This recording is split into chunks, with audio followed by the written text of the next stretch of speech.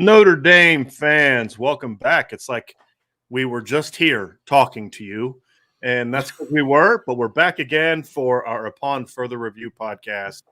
We are going to spend some time breaking down the Notre Dame Oklahoma game. You can know we were talking about earlier, the Notre Dame Stanford game, and just kind of some things we saw after watching film, just a little bit. Going to nerd out a little bit on some details that we saw from film, and then we are going to talk about the weekend that was.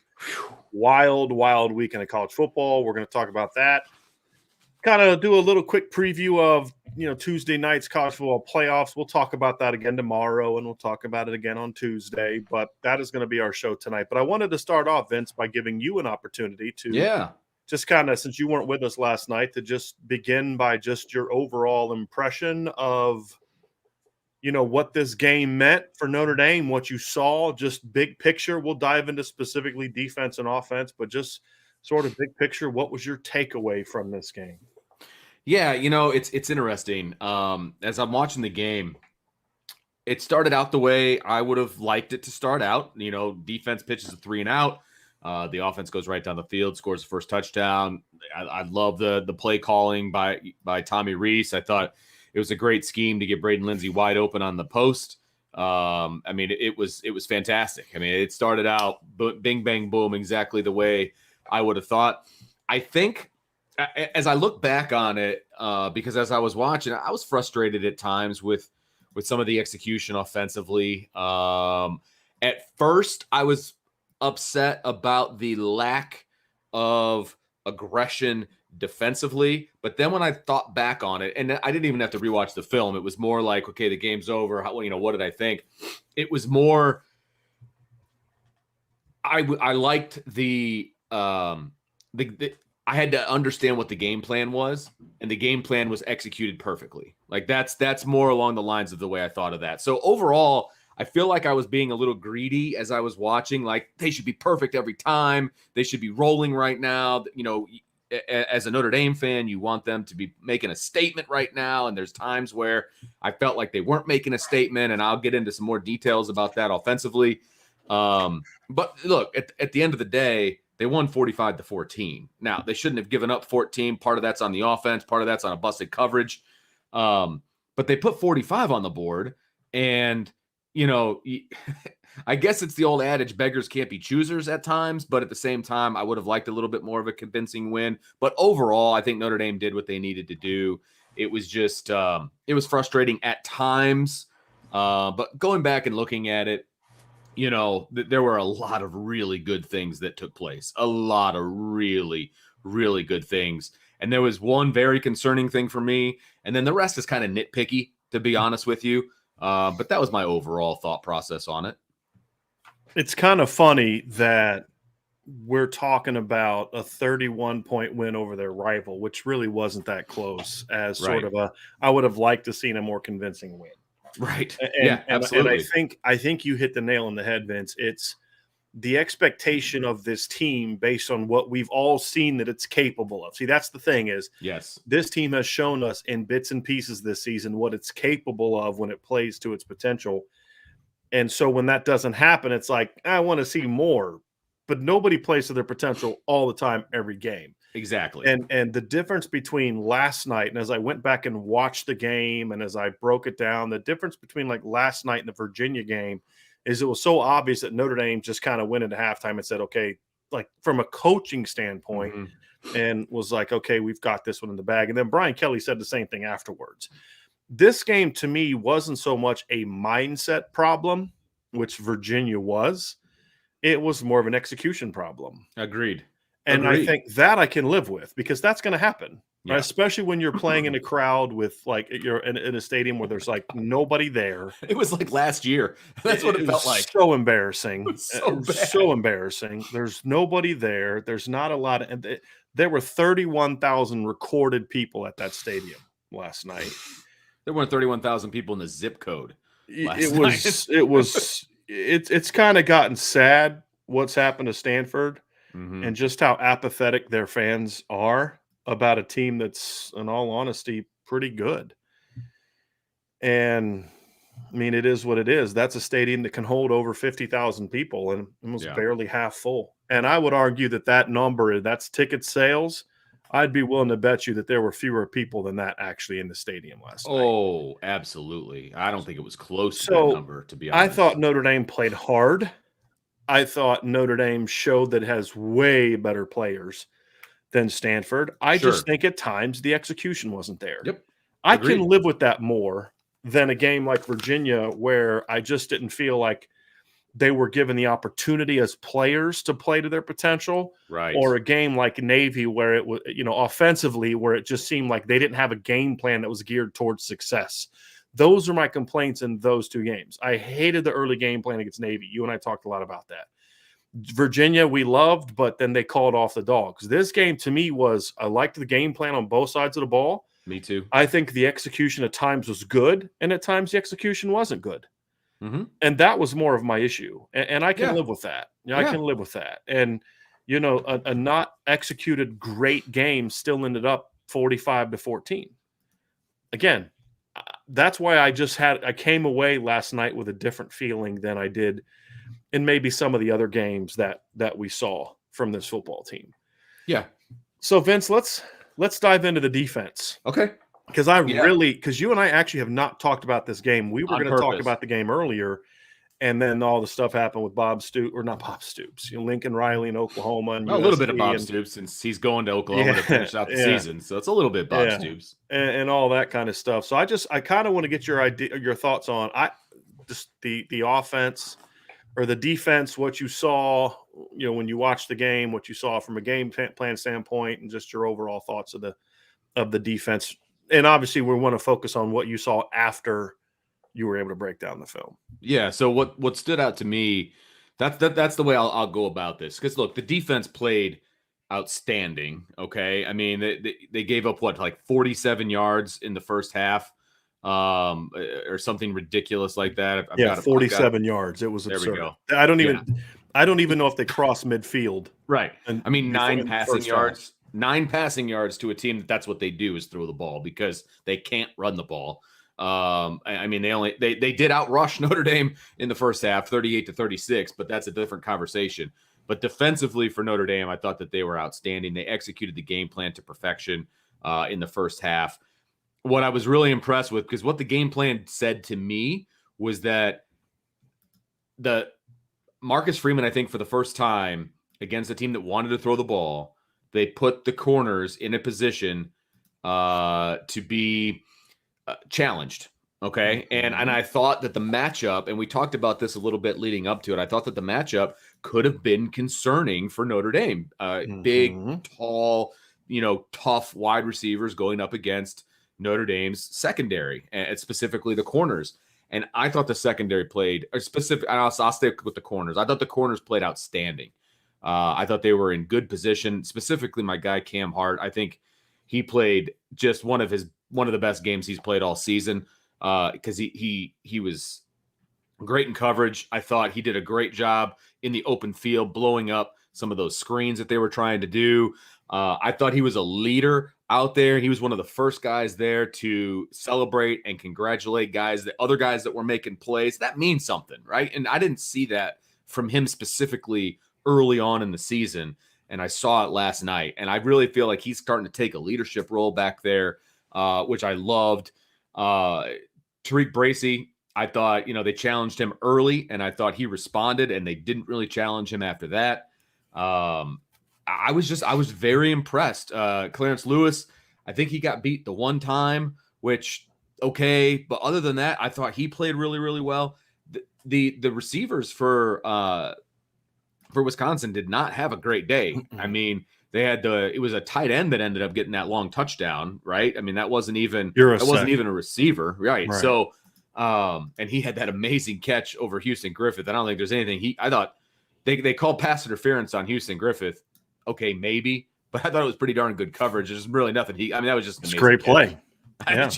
Sometimes you tip your cap, right? I mean, and I think that was the case there. But no, on the big touchdown catch, I think DJ Brown took a bad angle. Obviously, I thought Watts took a bad angle.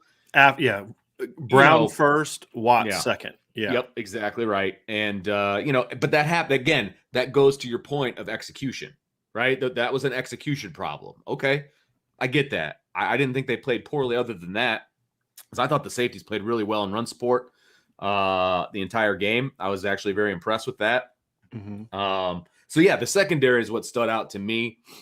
I anticipate that the front's going to play well. Like that's where I'm at now, and they did. There wasn't as many, and correct me if I'm wrong, but there wasn't as many called aggressive stunts and blitzes and things like that. I felt like they did a really good job of just filling gaps and being where they were supposed to be, and then the guys just making plays. Like I just felt like they made more plays than they were schemed into making. Does that make sense? What I'm trying to say? And I thought they executed it very well. They didn't need to do anything special to disrupt this Stanford offense, right? They didn't have to worry about the quarterback getting loose because he wasn't going anywhere. I wanted them to get a little bit more pressure on him, but they got 2 sacks. They got the strip sack. They did a good job. But the front played really well. The Ademilola brothers played outstanding. I thought Foskey did a great job in run support, setting the edge, things of that nature. I was really impressed with him. I think he just keeps getting better and better, even though, he didn't have the gaudy numbers, but you got to look deeper than that when you're talking about a guy setting the edge and doing some. Yeah, because Stanford last night, Vince, they were doing a lot of max pro, a lot of 3-man receiver routes, and a lot of catch and get rid of the ball. Which is smart. I thought like Notre Dame's. Yes, and so I thought Marcus Freeman's game plan was smart to say, hey, look, we're not going to pound our head up against the wall trying to accomplish something because we're a sack team. They want to get rid of the ball. They want to max pro. Then what we're going to do is we're going to push the pocket back, not let him get comfortable, and then we're just going to take away the quick game. And that's what they did. I mean, he went 20 of 25 last night, right? Which I was 80%. Did it feel like that when you were watching the game? Yes, he didn't throw a lot of incompletions because he never threw the ball down the field. It just didn't feel like it did anything. Like because they were so. Yeah. I'm actually going to look up the numbers now that we're talking. The vast majority of his throws were like -0 to 0 to 5 yards down the line. And they had almost no success throwing the ball down the field until the game was basically out of hand. I mean, and that's the thing is like the 2 big throws that they hit were later in the game when, the game was over. I mean, it wasn't even a contested game anymore. Yeah. So, and then you think about like those 2 big plays made up almost half their passing yards on 20 completions. Yeah, exactly. Almost half their yards on 20 completions, or half their yards came on 20 of 20 completions came on 2 of those completions. Sure. Absolutely. And and most of their yardage came in the second half when the game was over. When the game was on the line, Notre Dame held them to 47 yards of total offense. Okay. So, did they had 180 yards of total offense in the second half, which isn't anything overly amazing.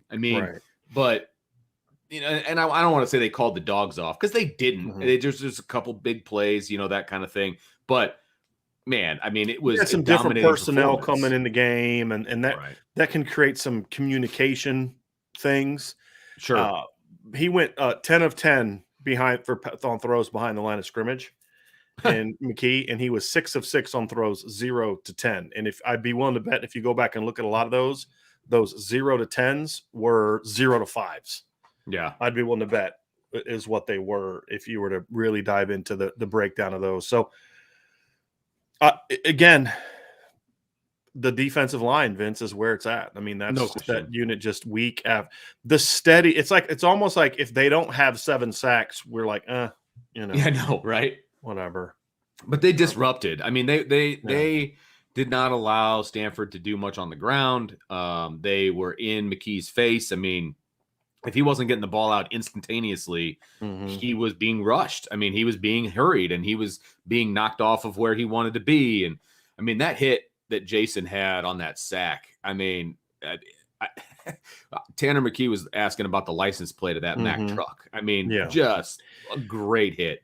But I think last night too showed, Vince, as I went back and watched the film, I think last night showed a reason why this defensive line is so good. I didn't think Kurt Hinish did a whole lot. It just wasn't around the ball a lot. Myron Tungvaloa didn't play great. Foskey was really good against the run, but didn't get much chance to rush the passer. Not because he didn't rush the passer well, but yet Howard Cross doesn't even play in the game. And so, okay, who's going to step up? Okay, so Justin Ademiyola has a big game. Jason has a big game. Nana and Alexander Ahrensberger did a really good job setting the edge on the big end position. I thought Jacob Lacey played a quality football game. To me, that's just last night was a perfect example of that, of just how just deep this football team is up front. And when they can control the line of scrimmage, they're a hard team to beat. And absolutely, like you said, Stanford got a vast majority of their yards on 2 pass plays. Mm-hmm. And outside of that, they did almost nothing. I mean, they never threatened Notre Dame in the first half. I mean, that game was never competitive when it was in doubt. I mean, it was like Notre Dame was never threatened. And the only time they really did threaten was in the third quarter after an offensive pick. And, they go on a 13-play touchdown or 13-yard touchdown drive. Yeah, which, I mean, look, would I have loved that for them to hold them to a field goal there? Absolutely. And somebody mentioned that, they showed Marcus Freeman on the sideline, and he looked pretty ticked off when they let him into the end zone. And I guarantee he was not pissed at the offense. No. I mean, he wanted to hold him out. He will be on Sunday when he watches the film. Right. But in that game, you're like, okay, this is our chance to shine. That's just how the coaches think. And, you'll get pissed at the offense the next day when you get in the film room. Like, why are we giving up 13-yard touchdown drives? Can somebody explain that to me? Yeah, exactly. But, yeah, you're right, Vince. He was mad about their execution. Yes. Because, 2 plays, they're in 13 yards. Right.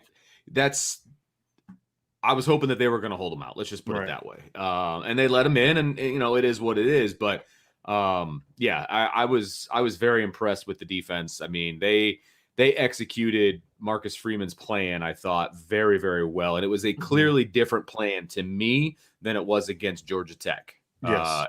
And they're bought in, man. Like, the defense is absolutely 100% bought in, and they are executing, and they're comfortable, and they're just playing. And it's just fun to watch. I mean, how many 3 and outs did they have? I'm sure you've got it written down there, but like, and then there was like two or three 4 and outs.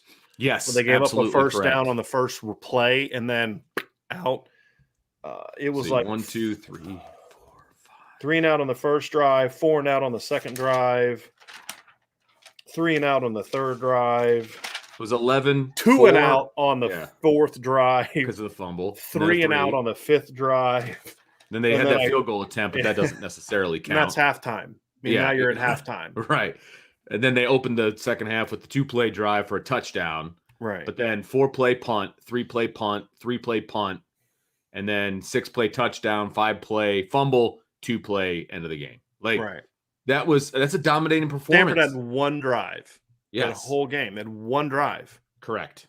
And again, that was with the game out of and it was in the fourth quarter. I mean, it was the fourth quarter drive. So, defensively, I've really got no overall overarching issues. Like, everything that went quote unquote wrong, those are all correctable mistakes very easily. And somebody mentioned, I don't know if it was in this chat or if it was earlier. It's all running together now. But on the big touchdown play, when DJ took the bad angle, if that's Kyle Hamilton, that's a 12-yard gain. You know what I mean? Like, and but it wasn't, and he wasn't in there, and I get all that. But if you've got your best player in there, that's not a touchdown. So there's that too, right? Defense, great job by the defense, no question. Right. So offensively, Vince, let's switch to the offense. So you want the positive or the negative first? Just kind of I want to start with Tommy Rees's, just what you thought of the game plan, what you thought of just the aggressiveness, and then I'll share, depending on what you say, I'll share my my counter to that or agreement or whatever the case may be. No, it's awesome. So offensively, I'll start at the top. I'll start with Tommy Rees. I thought at the beginning of the game, I thought that the opening plan was really good as usual. I shouldn't say as usual. Recently, it has been. Yeah, recently, yes. I thought he was aggressive. I love the play action to start the game, and we've seen that twice now to start the game. Nice play action pass. Like I said, I love the first drive. I thought at times Tommy might have gotten a little bit too cute, but I mean, you know what? When we're asking for a certain kind of an offense, that's going to happen. Okay. Right. Like the double fake on the double fake where he got sacked. Yeah, maybe a little bit too cute, but at the same time, you're hoping But that if he runs it and he hits a 60-yard post route for a touchdown, we're like, we're not saying that. That was probably too cute. Right. Exactly. So, it is what I wasn't upset about it. I mean, it's just like, okay. If you're going to make a mistake doing what you should be doing. Yes, absolutely. No question. So overall, I love where Tommy Rees is going with this offense and with his game plan and all of that. I have no issues with that whatsoever. He's going to have to go back into the lab over the summer and adjust, obviously, because he's going to have a different quarterback and he's going to have some different tools to work with and things of that nature. But for this team, for the 2021 Irish, I think he's getting a really good feel for what his guys are good at and what they can execute. So I dug it. It was great. I enjoyed it. It was good. Can I respond to that? I want to get your thoughts on this. Okay. I basically said what you said last night. Oh, okay. After watching the film, the one thing I was a little frustrated by was I was frustrated by it, but then also kind of liked it, and then I was frustrated by it. Was just the run game design and the seeming inability to handle the eagle fronts, the double eagle fronts that Brian Kelly talked about. And I'm going to show so people can I brought visuals today, folks. Okay. So we're going to do some visuals so people understand it. Brian Kelly talked after the game about how, they were doing some double eagle front, some things like that. That's basically this. Okay. This is the look. So as you look at this, obviously this is their base 3-4 defense. But what's different is, so this is Thomas Booker right here, right? This is a defensive end. Normally he's going to be out here over the tackle or head up on the tackle. He's actually inside on an outside shade of the guard. Okay. Like a 3 technique. Correct. So but what makes it different than like an underfront is this is still a head up nose right here. Okay. Yep. Then you've got your 5 technique over here. Then you're walked up backer. Then you have 2 guys here. And then they're 8 in a box. They're just lined up 8 in a box. And Stanford clearly came into last night's game saying, we're going to stop their run game. We're not going to let them run on us.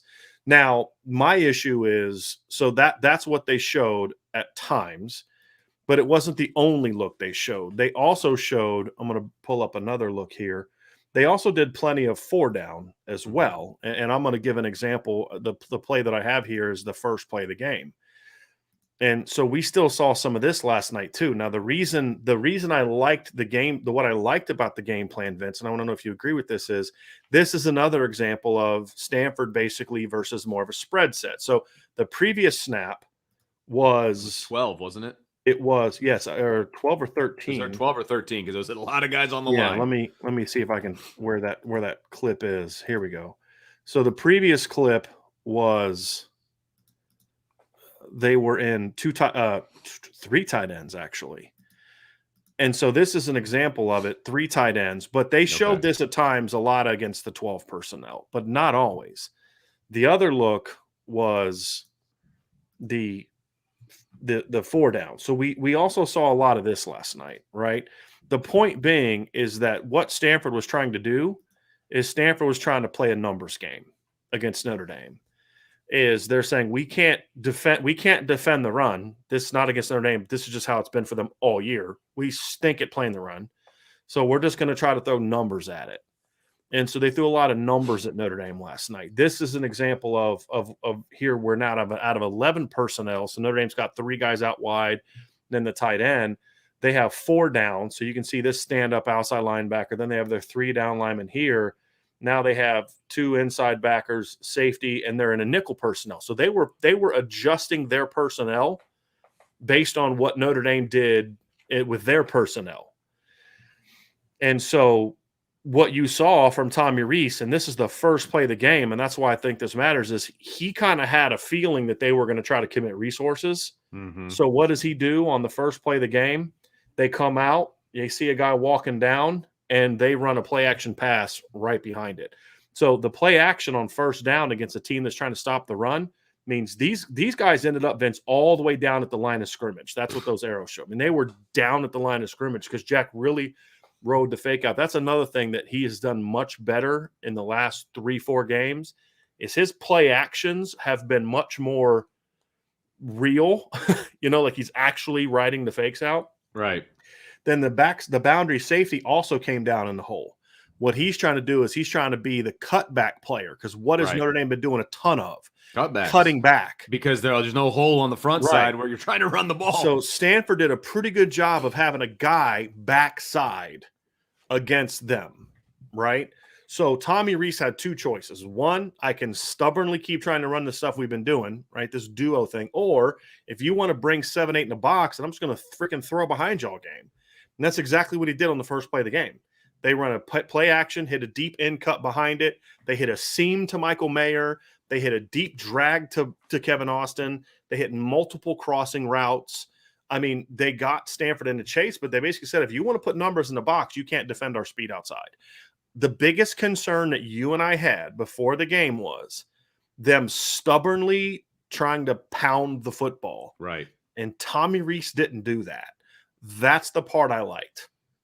So the first part, do you agree or disagree with that overall premise? No, 100% agree, because we talked about the fact that we were worried that they were just going to try to pound the football, because if you look at it on paper, Stanford is god-awful at stopping the run.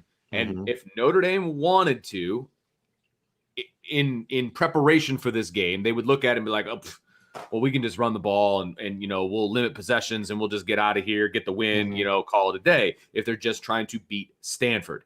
That can't be the mindset. And that's what we talked about going into the game. That your mindset isn't just to beat Stanford. Yes.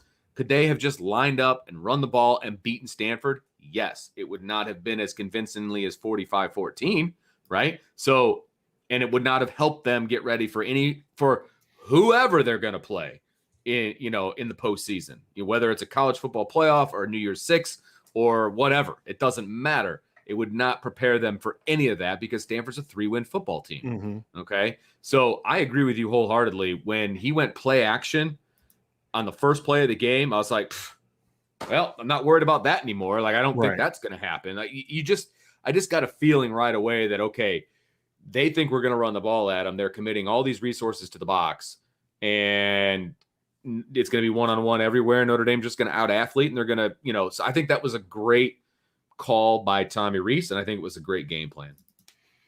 Second part, and I'm going to actually pull up another play here real quick because I want to show another example. I am, man. People are loving it.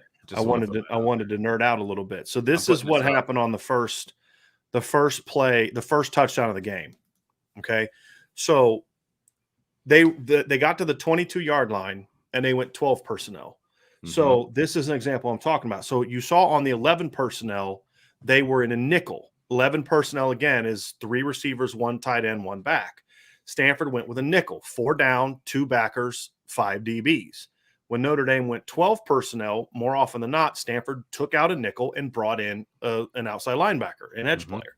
That's what you see here. So you see 4 down linemen right here, right? Then you see, this is a number 90-something. This is 5 defensive linemen, 2 backers. And again, that safety's – look at this safety's eyes. This safety's not worried about Braden Lindsey at all. No. So Tommy Rees goes 12 personnel, and he threw both of the first 2 times out of 12 personnel in this look. This particular play, it wasn't even I don't even think it was a play action. It might have been. I don't think it was a play action. But basically, this safety is peeking into the backfield. He's looking, and he's going to cover the tight ends. So this motion right here looks like a run motion, but look how condensed everything is for them. All right, let me do this here. I'm going to do some live visuals as we're talking. Oh, you're getting out of control. Right? I mean, I'm just yeah. So like this is the whole point, right? This is the box. Can y'all see this? This is the box. Look how many guys Stanford has, and the box is from tackle to tackle. Let's actually make it even smaller. Yeah, it's from tackle to tackle, or tackle to tight end, right? So look at that box. Look how many defenders Stanford has within that box. 5 down linemen, 2 linebackers, both safeties. 9. Right? So what does Notre Dame do? They throw behind it. That's what I'm talking about. Like, that's the stuff that I liked, where I'm like, the execution wasn't great, but I love that because the big issue that we had, again, we're hammering them early because we felt that was justified. I'm not hammering them now because I don't feel it's justified. I think the execution wasn't where it needed to be. Yeah, I just watched it. It wasn't a play action, but even then, because Stanford was thinking down, down, down, they still were able to get behind it. They ran a post route with Lindsey, and then he ran a wide wheel with Mayer. So you had that post snap switch stuff that we're talking about. Yep. Right. So what that means is so let's pull that back up, right? I want to explain what that means. So let me see if I can fix this without. I don't know if I got to try to get rid of that ugly thing right here. So I got to try to get rid of that. So let's try to make that bigger. Okay, that's not going away. Okay, so that's just going to stay the way that it is. You guys will understand what we're talking about here. So on this particular play, right now, Braden Lindsey down here is call side number 1, and Michael Mayer's call side number 2, and George Takis is call side number 3. And what you're talking about is from a defensive standpoint. That's no, from a play call standpoint. I'm talking about it from the Notre Dame point of view. I'm talking about how they teach the read. Like how Notre Dame teaches the route responsibilities. Gotcha. Right. Gotcha. So and defensively where they're like, I'm responsible for 1, you're responsible for 2. To a degree, I am still talking about that too. So no, you're right. I am still talking about that as well. So you see that this guy's front, call side 1, this guy's call side 2, and then you see how it ends up, right? Well, how it ended up was because Braden Lindsey's running an in-breaking cut. So I'm actually trying to get to it now. I'm actually watching the play live. Okay, so now I'm going to take another picture because, again, I'm totally nerding out tonight. I'm sorry, folks. You're going to just have to deal with me nerding out tonight. They're loving every second of it. So now when you look at it, let's capture this here. Okay, let's pull this up. So now when you look at the breakdown, you go here, and now so you've now got into their route. The ball's coming. So now Michael Mayer's now outside. He's 1 and Braden Lindsey's 2 based on the defense, right? You've now forced a communication, a decision by the Stanford secondary. Okay. You've also got a defensive end in coverage against Michael Mayer. That's not often going to work out well for you. Right. Exactly. But again, look, Braden they snapped the ball from the 16-yard line and Braden Lindsey got behind the defense at the goal line. Right. Because you used a trips formation out of 12 personnel. You had the double tight end. That's a heavy, heavy run alignment for Notre absolutely. Dame. Now, if Stanford was smart, they would have realized the back was away from the tight ends, which means that's not a run look for them, right? That's more of a pass look, but it's okay. I mean, you gotta have something. But so those are the things that I saw from this game plan, Vince, that I really liked. Michael Mayer catches that wheel route late in the game. Yes. He hits a seam cut. They had a play earlier. I don't know if you remember this, but it was a 3rd and 19. They ran a smash switch, right? So Mayer goes out, works out, and runs the hitch. Colsey comes in, runs the corner. Cone should have hit the corner to Colsey. Mm-hmm. I mean, that's the throw he should have made. Those are the kind of things that I was pissed that we weren't seeing a lot of early in the year that we're seeing a lot more of. Yeah. Yeah. And so, I'm going to be in a little bit better mood when I see those things. It wasn't always executed the way it needs to be. It happens. You get back in the film room and you correct it. Hey, Jack, we need to bang this corner right here. You got to stop locking in on Mike because you tried that later in the game. In the 3rd quarter, you locked in on Mike and they picked you, right? Read it out. Read the play out. And I will say that this is a different conversation than we were having 3 months ago. They were just trying to hey, we're just going to stop. This is an execution. This is an execution issue, right? And it's a coachable issue. Before, we were all upset because they weren't even attempting to do this stuff. They weren't putting them in position to be successful. Exactly. They were going against what they had, that they could be successful with, in our opinion. Now they're running the offense that we wanted to see. Now, they're not always going to execute it perfectly, but again, that's a coaching thing. Believe me, the comments are fantastic. You need to pay attention to what's going on over there because it's unbelievable. But people need to understand that we're nitpicking the execution, and these are coaching points. This is awesome that you want to coach guys up. Like, hey, next time you see this, this is what you're looking for. That's a perfect coaching opportunity. And I believe that they're getting those coaching points made today, tomorrow, right? But before, they weren't even attempting this stuff. And that's the difference. And people are saying, oh, somebody in there said that Tommy Rees, he's a bum, he needs to go. You're not paying attention to what's happening. The difference between the beginning of the year and now is startling. Because remember one of the big complaints about Notre Dame's offense, even when Will Fuller was here, it was like Will Fuller would get open because he would just outrun people. Correct. But the frustration is why doesn't Notre Dame's players ever get as open as the other team's players? And it's clearly an indictment of the Notre Dame players aren't that good. Well, that's because Notre Dame wasn't running a scheme that designed them to get open. Think about the last 3-4 games. We're seeing more and more plays of where he's calling plays and it's just getting guys open. Right. You think of the last 2 games. Now, this is 2 games in a row that Kevin Austin has gone for 30+ over the middle of the field on the first play of the game. Right. Once on a deep in cut, once on a deep drag. But they were all designed to try to get guys in space on the run.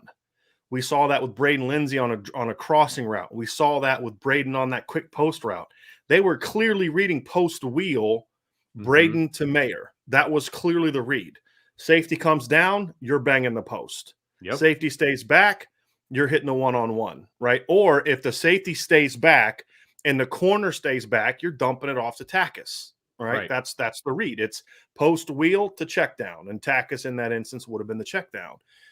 Those were things we were not seeing. Exactly. It was horizontal stretch. It was a bunch of isolations, one-on-ones, all that kind of stuff. So this is evidence of the clear philosophical shift and emphasis on running more of the horizontal stretch kind of stuff. That's the key. Now, there were times where I didn't like this call, didn't like that call. And here's the thing.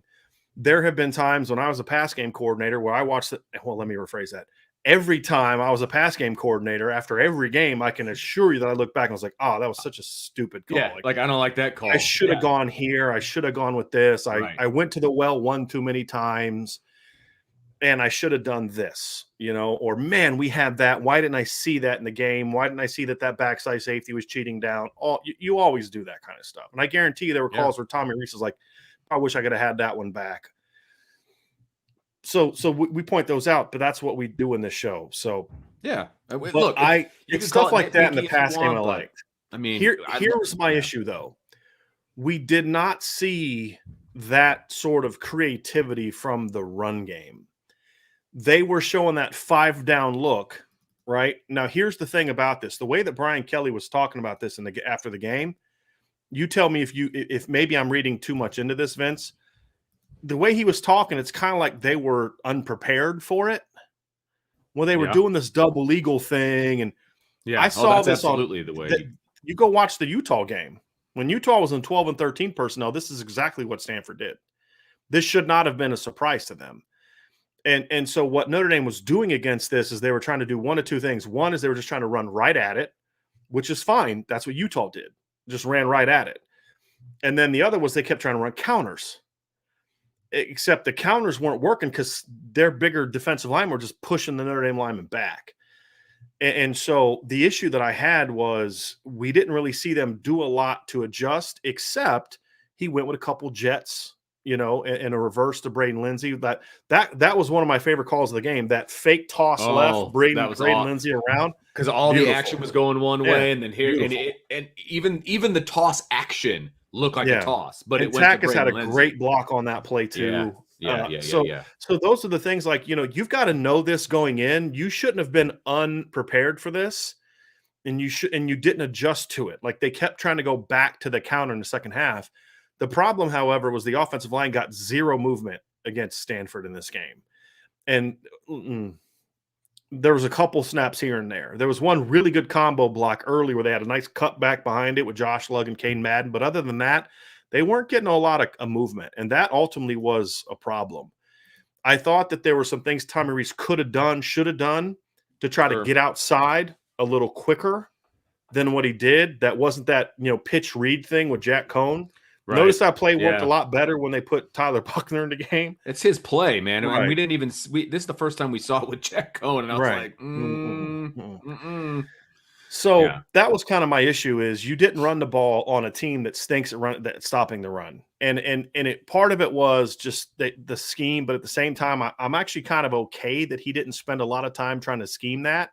It's almost like when he ran, he was running to keep Stanford honest to set up a Yeah. big play down the Yeah. field. I agree. That's kind of how I felt after. I didn't feel that live, but Yeah. after watching it again, I'm kind of like, I just think he's doing things just to keep them honest. Yeah. And I then think bank with wheel routes and seam routes and stuff like sure. that. You know what I mean? Yeah. I will agree with you from a play calling standpoint. I will agree with that. And the counters that they were running and trying to get the trying to move Kane Madden from his spot. And I didn't like that at all. And I look, everybody knows I'm not a huge Kane Madden fan. I'm not going to hide it.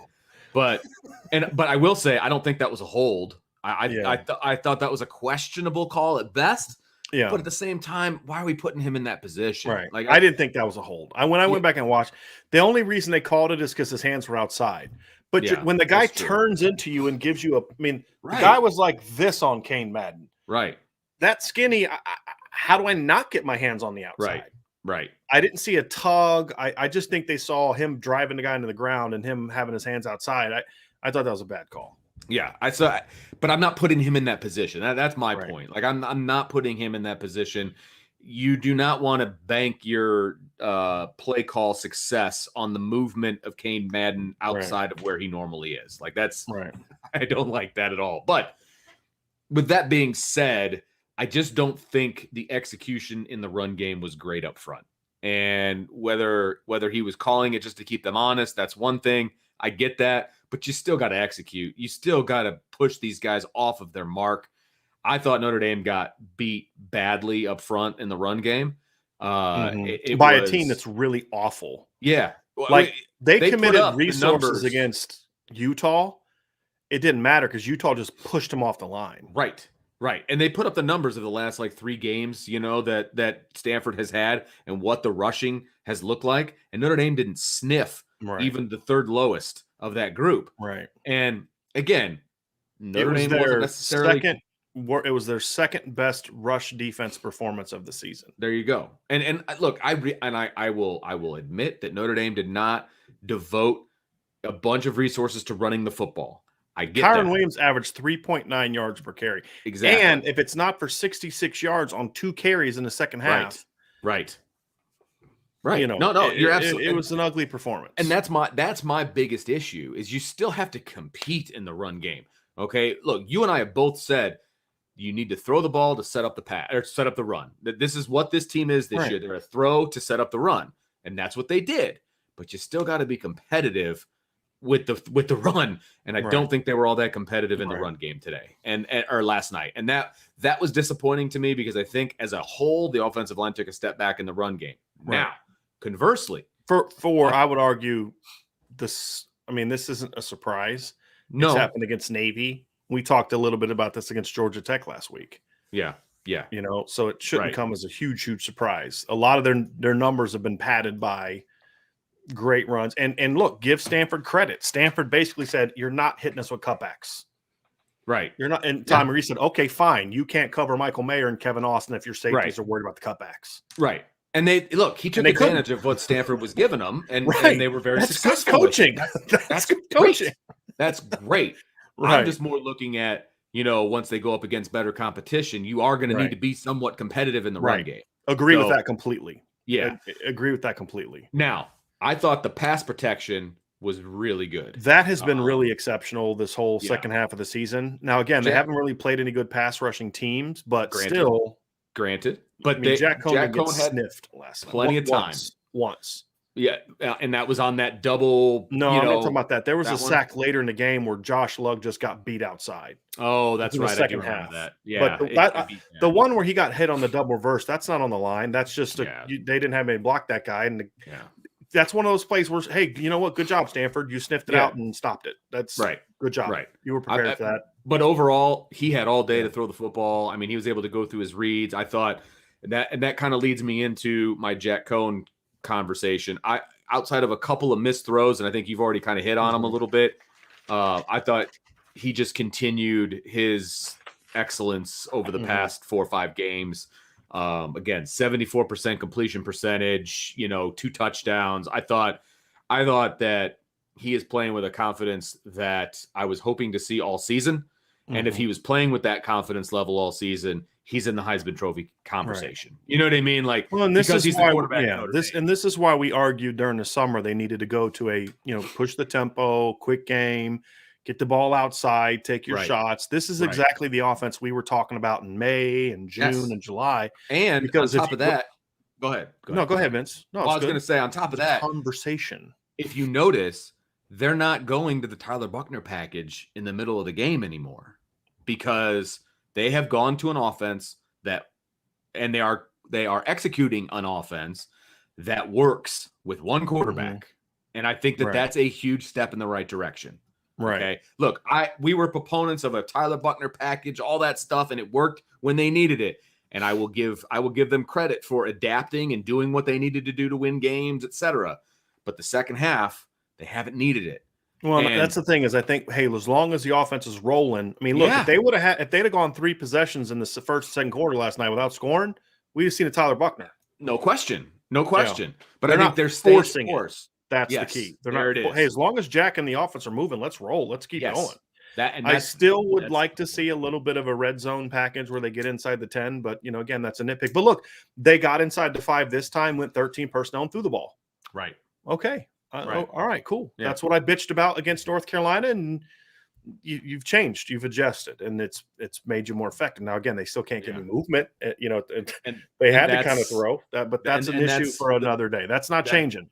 That's not going to change against Georgia or whoever they play in the postseason, right? No, it's not. To your point, though, Jack Cohn right now, if he ends the season with the same passer rating he has now, and again, that we'll see how that goes in the bowl game, but if he ends the season with the same passer rating he has now, he will be the highest ranked passer rating in a single season for a quarterback since Jimmy Clausen in 2009. Okay. The only other quarterback that was higher was Malik Zaire in 2015 because he played two games. 1.5. His was like 186. Yeah, I mean, good. Yeah, right. Exactly. So, I think this is what we wanted to see from the offense all year. It's frustrating that it took them 6 games to figure that out. I agree. But I'm glad they figured it out. Right. And now you just hope that it's not too late. Here's the difference, in my opinion, to where, whoever Notre Dame draws in the postseason, and that we'll have that discussion in a minute, I'm sure. But whoever they draw, right? The postseason success or lack thereof the past 3 years, let's say, I have always been confident that the defense would play at a championship level. Like that, I was always, as we would talk about games going in, I was always confident the defense was going to play pretty well. And I think for the most part they have. It was always the offense that I just didn't have a whole lot of confidence that they were going to be able to score and they were going to be able to move the ball effectively for an entire game. That is where the difference is for me going into this postseason is I feel like the scheme and the plan will get Notre Dame to move the football. They at least have a shot to do that. Yes, I feel confident that that's the case. Because the personnel is there. That's the thing. But they're using the personnel also in a manner to which they can excel in with their talent. Whereas I don't think that they did that in the past. And so, look, am I saying that I'm going to go and I'm going to predict Notre Dame's going to beat whoever they draw? I'm not saying that. I'm saying I have more confidence in the offense going into. They have a better shot to score in these games than they did in my. And we've talked about it's not just personnel. It's not personnel at all. I mean, yes, this is good personnel, but it's a more diverse personnel. And I hope that this season is the biggest takeaway that I hope the 2 biggest takeaways that I hope Brian Kelly, Tommy Rees take out of this season is number 1. This offense can work. Use your speed, getting chasers, using more vertical stretches, not just the ISO pro style one-on-one type of stuff, right? You can scheme guys open, right? It's good to do that even when you've got good players. Scheme guys open. They've done a really good job of that with Michael Mayer the last 3-4 games, right? Sure. Even your stud. Don't just rely on him to be better than everybody else. Yes, he is, but then also do things to scheme him up too. Right. They're doing that. Yes.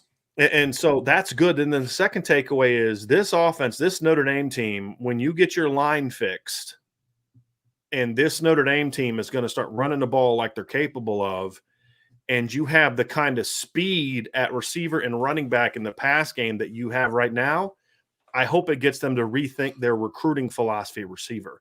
Bring me my Tobias Merriweathers, who's a stud, but make sure that Tobias Merriweather is countered with some dudes that are like Braden Lindsey, that are like Lorenzo Styles, that are like Logan, that are like Kyron Williams, that are like Chris Tyree.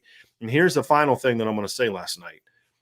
We saw Chris Tyree and Braden Lindsey both healthy for the first time in a while, and they looked fast on a crap field. Yeah, that field. That's the thing. Horrible. To Notre look Dame scores fast another touchdown on that at least. field. Oh, at least one more. At least one more. To score, to look fast on that crap field, and Tyler Buckner looked pretty fast too, and it is impressive. And so I've seen a couple people mention about Braden Lindsey. Braden Lindsey's playing with a lot more confidence right now. Yeah. And a big part of it is, what did they do early in the game? They're designing him touches. And they got him involved. Man, I dig it. They got him involved. He was a complimentary player. He made big plays. He scored a touchdown and set up another one. Yeah. So that's where I say, man, that just the weapons that they have, the ability to spread the ball around. I mean, this is when we talked about a point guard quarterback, this is what we're talking about. Yes, 100%. What we've seen in the last few games. To do that, you have to run a system that allows him to do that. To distribute. You have to be able to distribute and get it to your guys. And, God, that field, it amazes me. It's been that way for over a decade. I remember 2011 watching Theo Riddick and TJ Jones just slipping all over the place. It's dangerous. They shouldn't be allowed to do that. They shouldn't. It is. Hey, look, the Pac-12, the NCAA say, if you don't fix your field, you either start playing games in San Francisco at the Niners place, or you're not going to have any more home games. Right. Somebody's going to get hurt. I mean, people are going to get hurt. Yeah.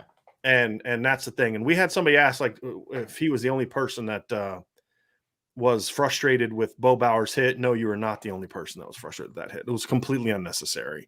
Yeah. And it was targeting. It was it was defenseless. Targeting doesn't always have to be crown on crown. He kind of launched himself at a defenseless player who was on clearly the ground. Yes. Stupid penalty. Even if his knee wasn't on the ground, he was clearly not going anywhere, and he was immovable. Like, he wasn't moving, right. And it was boneheaded. Right. It was boneheaded. And luckily for Notre Dame, it was in the second quarter and not the third quarter. Yep. Because that means he'll be able to play in the next game. Thank you for clarifying what I meant by that. But I know what you meant, just in case somebody. So Vince, let's go back and let's work through some super chats now, because this wonderful StreamYard change where we can actually is glorious. We're going to go through some super chats, then we're going to dive into the weekend that was and the college football playoff and all that good stuff. So let's get into it. So let's get some super chats here. I'll scroll up. Yes. If you haven't done it already. Yes. No, I have not. I'm on it. And I'll pull up a comment from Stephen B real quick. He said, I think our talented running backs and Tyler's big run made the numbers look better. Nothing could make the performance of the O-line look better last night. That's kind of, Yeah, in the run game. Yeah, absolutely. I completely agree with you. Look, the running back stable that Notre Dame has made this offensive line look that much better. One thing they're averaging over 200 yards because of the backs. Right. Corey D says our O-line, especially from a run blocking perspective, played like crap. Our talented running backs continue to make the line look a lot better than they are. I'm going to disagree with your comment here, Corey, because you said especially from a run blocking. That means you also think they're not playing well in the pass game. I think their pass blocking has been really good. Now, they have not played any good pass rushing teams, but I don't care when the other team doesn't sniff your quarterback, you're doing a pretty good job. I don't care who you're going against. I mean, again, let's not forget Toledo was pressuring Jack Cohn, and Toledo's not a team that's actually a juggernaut of pass rushers. You know what I mean?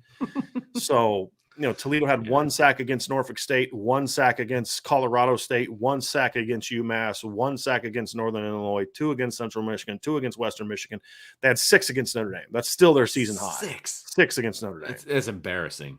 Right. So look, Notre Dame is not doing a great job. Was not doing a great job protecting the quarterback. They are doing against teams that weren't great pass rushing teams. Right. They're doing a much better job now. No, these teams aren't good at rushing the quarterback, but they're doing what they're supposed to do against teams that can't. Toledo's got decent numbers, but part of their numbers were inflated by playing Notre Dame, and again, playing in the MAC. And they're coached really well. But 6 sacks against Toledo when you're Notre Dame is inexcusable. Florida State was all over Jack Cohn. They're not they got one great pass rusher, but they're not a great pass rushing team. Notre Dame made them look a lot better than they are. And so that's kind of my point is they're doing what they're supposed to do. We can have the debate of, well, are they playing anyone that's good at rushing the quarterback? We can have that conversation. But the fact is whether the answer is yes or no, they didn't come close to getting to the quarterback outside of one just bad play from Josh Lugg last night. And other than that, he was pretty good. And Joe Walt was pretty good last night too. I thought Joe Walt, that to me last night was his best game. And I want to make something else clear. A couple people asked this.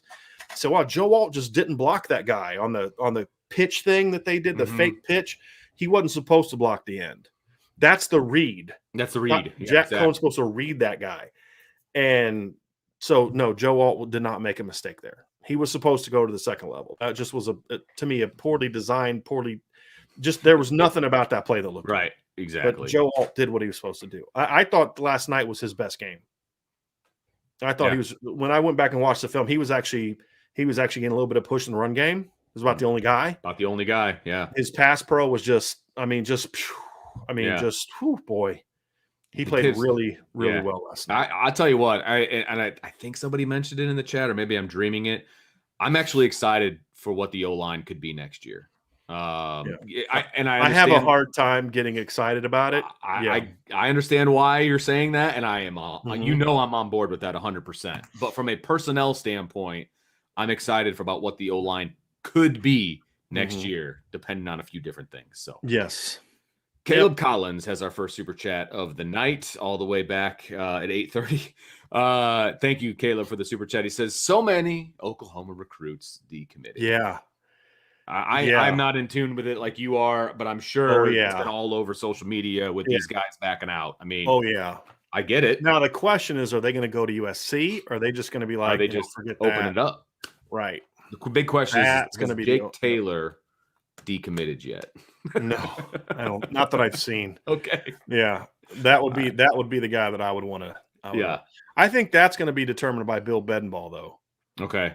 Yeah, that would be that would be sense. The interesting thing. You yourself said, and I don't want to put words in your mouth, but when a head coach leaves and he's offensive minded, he generally tries to take offensive staff with him. And I kind of expect him to go, but again, if I'm Bill Bedenbaugh, he may be politicking for the head coaching job or the full OC. I mean, I don't know what his resume is like. Yeah, they're always you want to see kind of what those opportunities are. Oh, you got to be absolutely.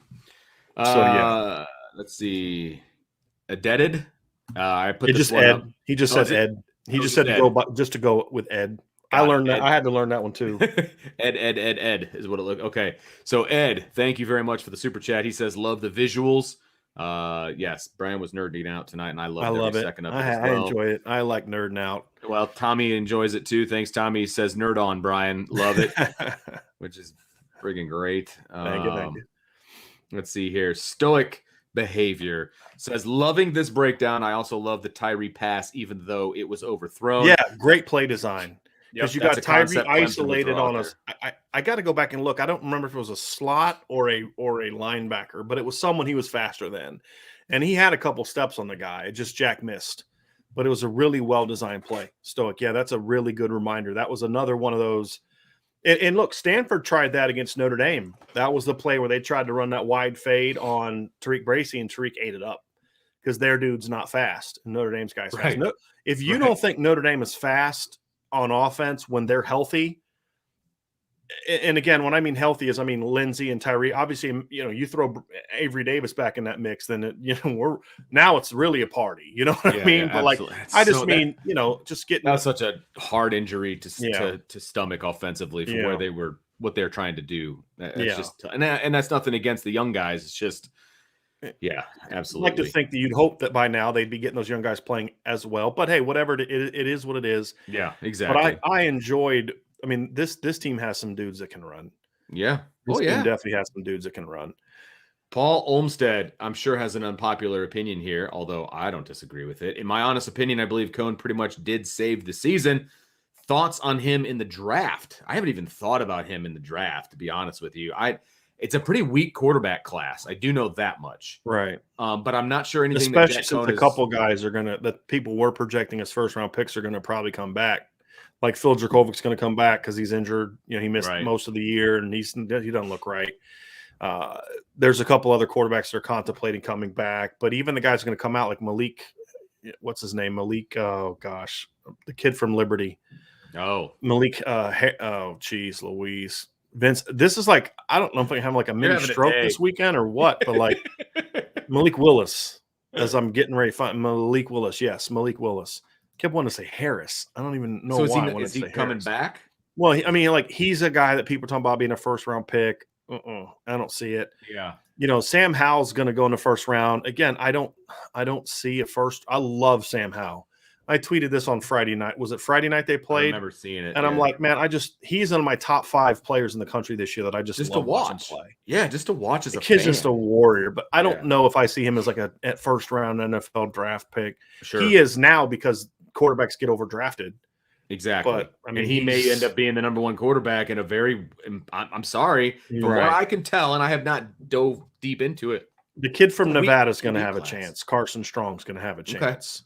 He's got some skill. Wasn't there like 5 quarterbacks that went in like the top 10 or something like that last? Some crazy number. Yeah, 15. It was like 5 in the top 15. It was the kid from BYU. It was Trevor. It was Fields. It was Trey Lance, and it was Mac Jones at like 15. Yep. There you go. That will not happen this time around. It may, but it'll be bad. It'll be you're overdrafting just because the way the NFL is now. It's and the thing too is Sam's a guy that I think if you're willing to take some time on, could end up being a nice pick. Like if you're a team that can, maybe if he falls to like in the top 15 or 20 and you can sneak him late and you can let him develop behind somebody, I can live with that because he reminds me a lot of he's a more athletic version of Baker Mayfield. Mm-hmm. But Baker came out after his 5th year. Sam's going to come out after 3.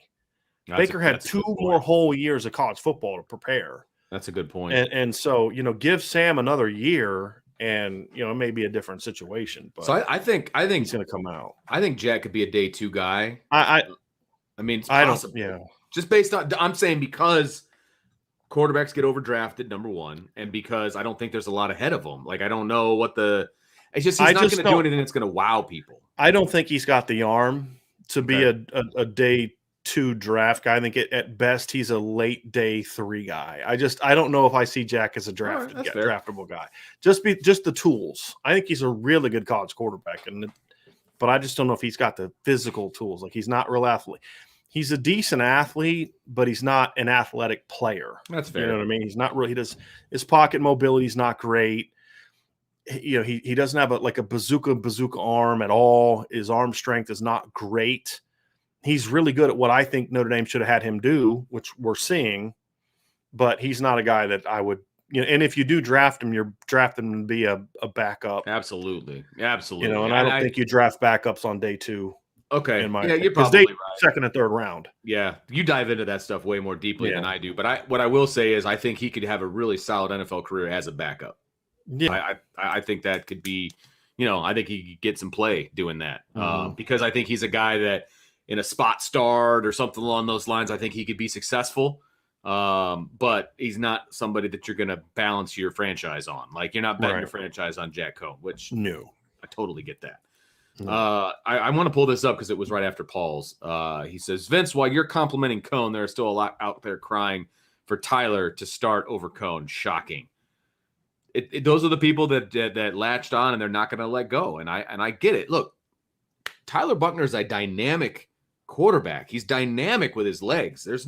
We saw it in yesterday's game. I mean, he pulled away from every single person that was on that Stanford team. Now, that was a gaping hole and he did what he needed to do. It was a great read and a great run. He's dynamic and he's the future of Notre Dame. He's just not ready to be the full-time starter. And it is what it is. And we've said it literally 100 times on this show and many other times. He's not ready to be the starter, and that's okay. Right. We didn't expect him to be. No, not at all. But then you've got other people that are like Tyler can't throw and they need to find a new quarterback. I mean, look, it is what it is. I'm not changing anybody's mind. It's week 13. No, I'm not changing anybody's mind. Right. If you haven't bought in on Jack Cohn as a starter by now, you're not gonna. It's all good. We can agree to disagree. If you're someone who doesn't think Tyler Buchner has a future as a quarterback, there's nothing I'm going to say that's going to change your Right. mind. It Right. is what it is. We'll find out. We'll find that out in the spring and next fall. It is what it is. But my whole thing is I just want people to be open to having their opinions changed. We try to do that.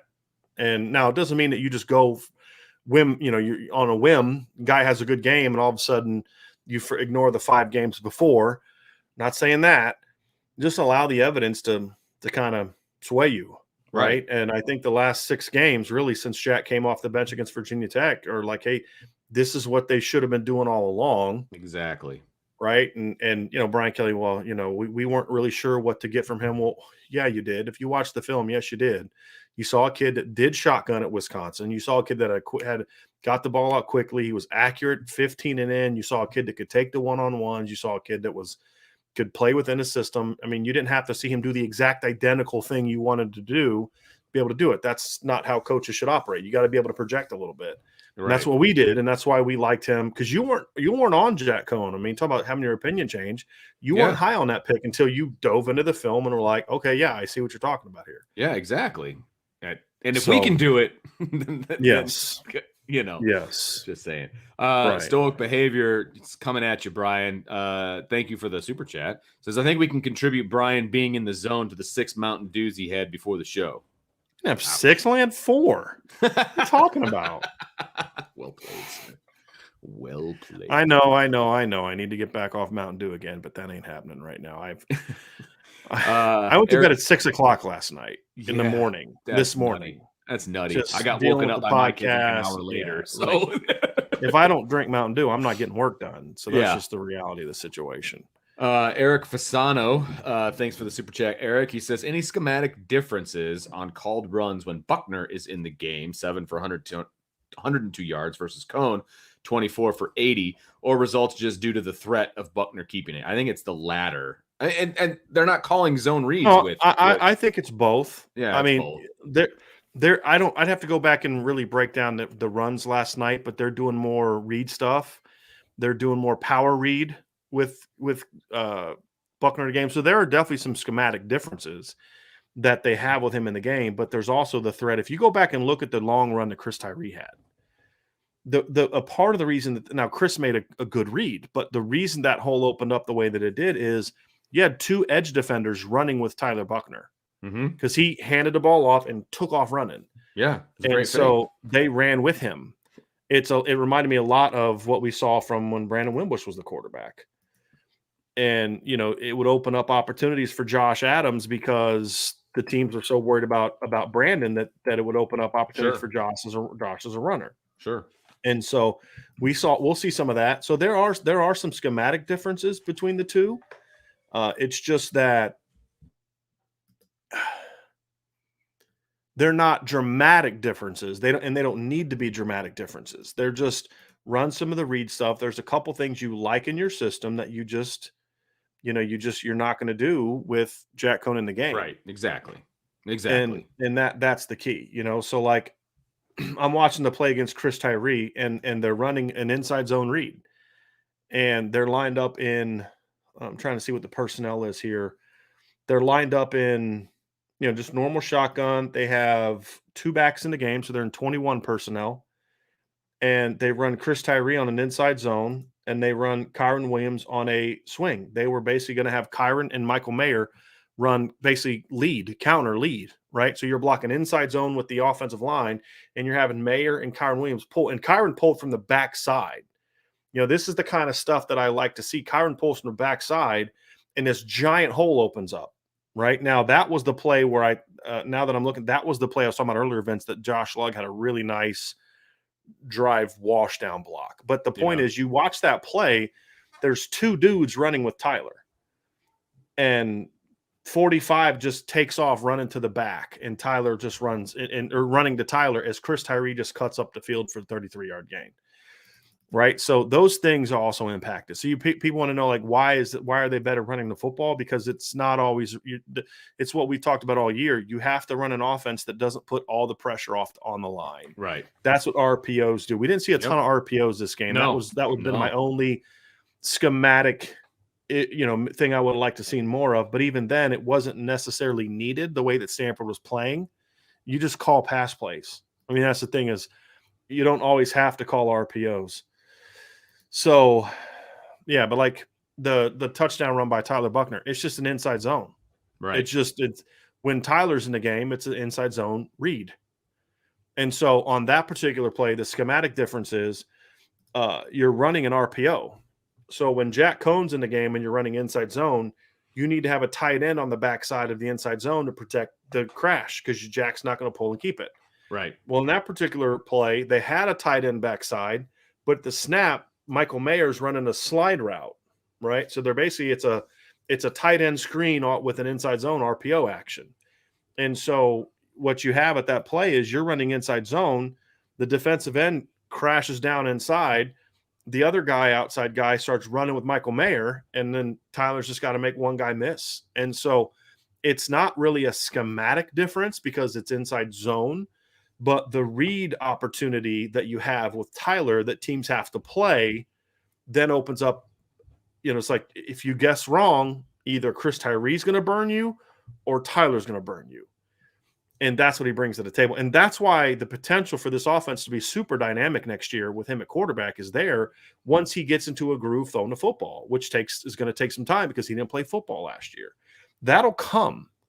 But this is the stuff that he adds that you really like in an offense. Right. But you got to be able to throw the ball at a high rate. And so far he's not there yet. And when the defense can prepare, because his package in the pass game is going to be really limited because, again, this is a kid that did not play football in 2 of the last 3 seasons. Right. That's huge. It's going to come. Yeah, exactly. And a lot of the stuff he did in high school is kind of freelancing and playing out of structure. They've got to teach him to play in structure. Right. And he's made some throws this year that you're like, once that becomes the norm, he's going to be good. I think of the bomb to Kevin Austin against, I'm trying to remember, against Virginia Tech.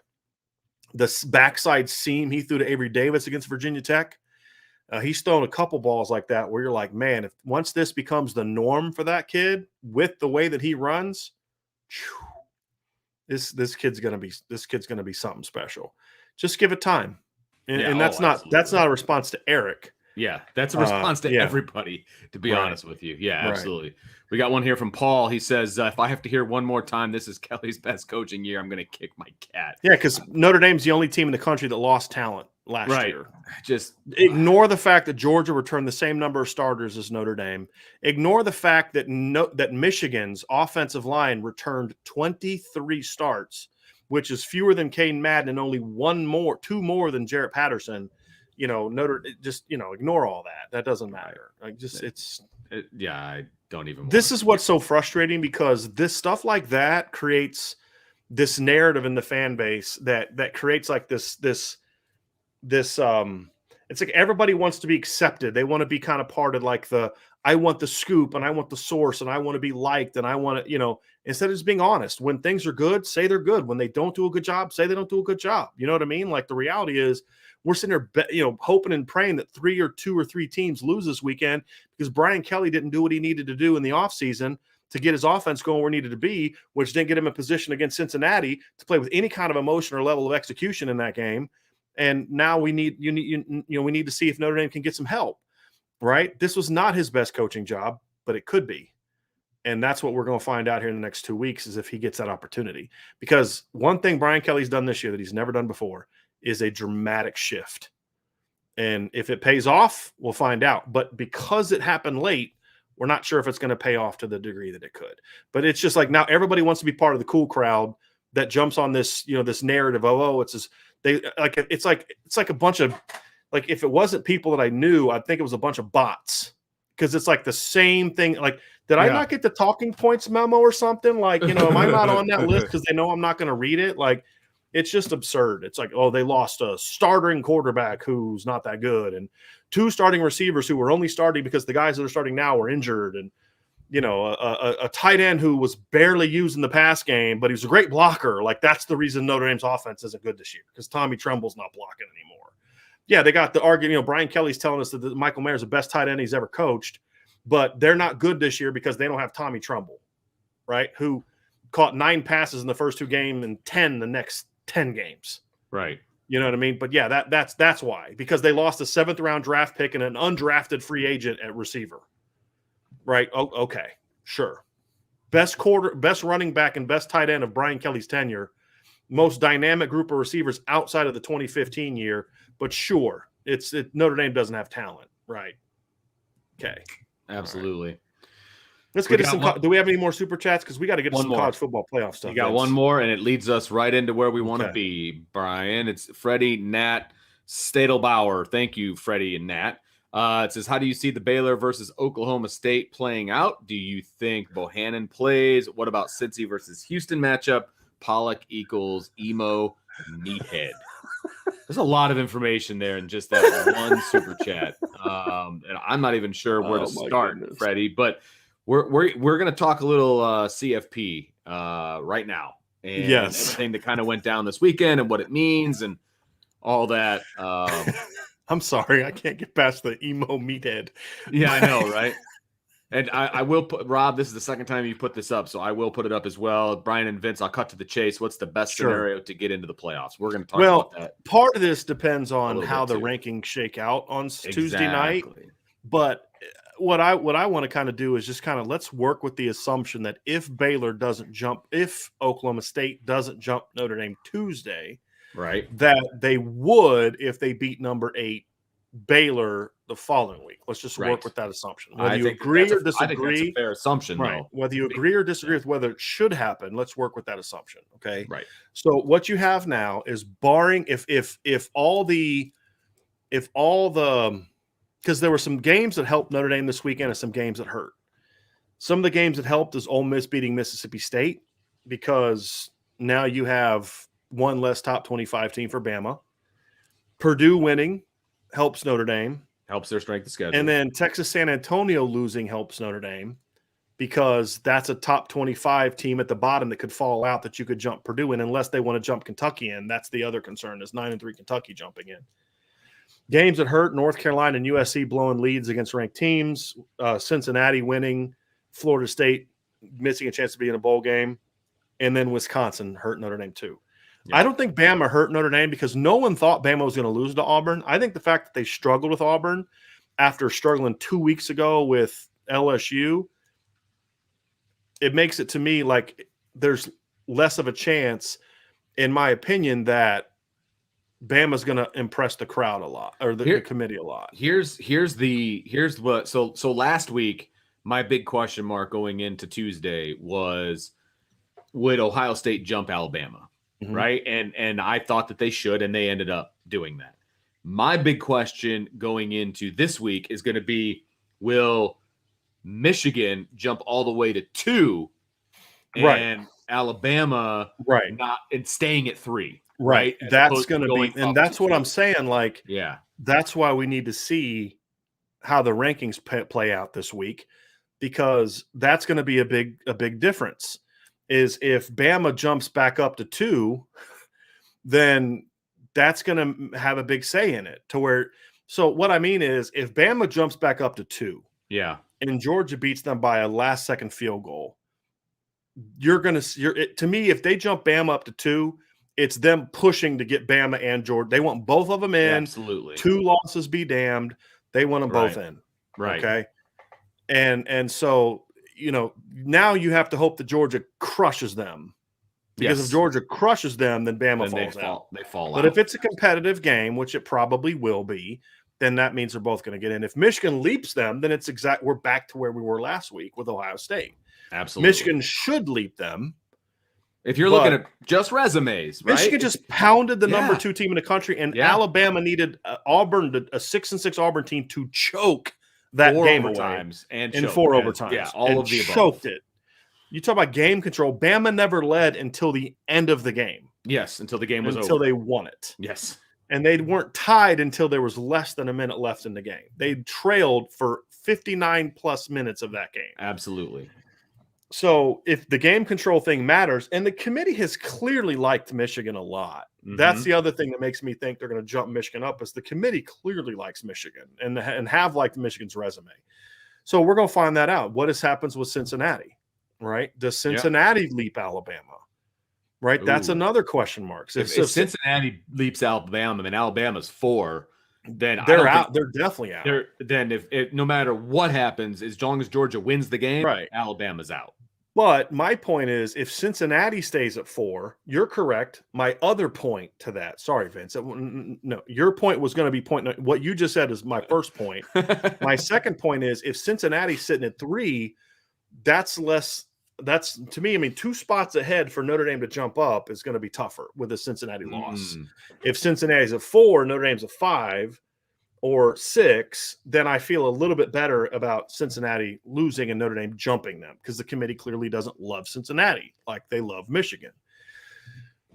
So that's kind of my thoughts on it. So we got to see how teams are placed, because that placement's going to tell us a little bit about how these committees view these teams going into the final weekend. So, when I look at it and you start asking about who do I think is going to get in, who do I think needs to lose, that's the key. But having said let's say what I think is going to happen is Georgia's going to be 1, Michigan's going to be 2, Bama's going to be 3, and Cincinnati's going to be 4. That's what I have down. And I have Notre Dame 5. I have them at 5.